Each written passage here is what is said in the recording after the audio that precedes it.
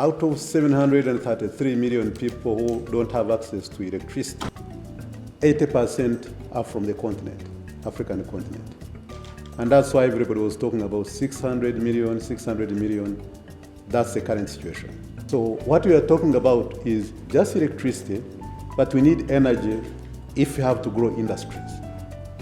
And by having this kind of situation, it has implications for health, education, poverty reduction, industrialization, and sustainable development.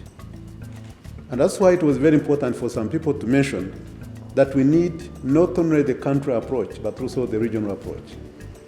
And that's why the regional value chains, the power pools that we are talking about, is very, very important.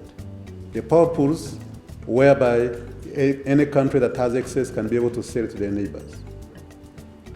So if you combine the regional approach to also the power purchasing agreements, which are very, very important, the power purchasing agreements, they give certainty for someone who is investing for 25 years, that you have an assured price, how much you're going to be earning, and this encourages the independent power producers to come in.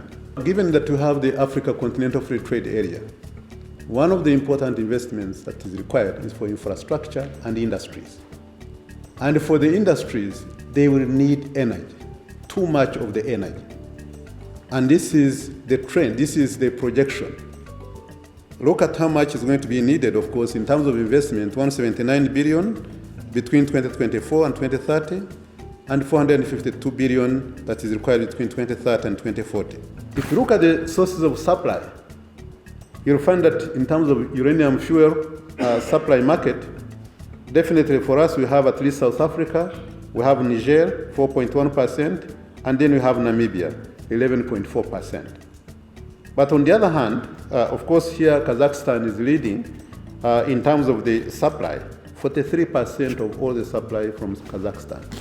But if you look on the other side on the reserves, especially as for 2022 in terms of figures, you find that actually in this one here, so many countries, Australia is leading by far, 29.2%. You have Russia 9.5%, Canada 8.7%, and so forth. For Africa, you see Namibia 7.4%, you see Niger 6.7%, and then South Africa 4.1%. This shows that actually there is potential. And if we do it and do it properly, this is going to last for quite a long time in terms of the potential. The only thing that is going to help us doesn't require much land, but also that is stable, that is long-lasting. It is really nuclear energy. And that's why it is a game changer. It's reliable, it has low emission, it has everything that we need. But the only factor, and especially the upfront cost, is what has been a problem, and that's why our focus should be on how to finance it. How do we finance it properly?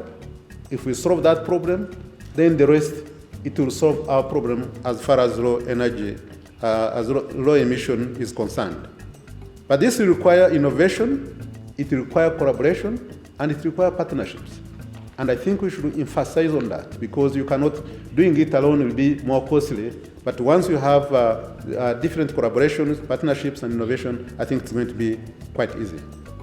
And again, we have to leverage the regional and global best practices and keep adapting any new technologies that come by.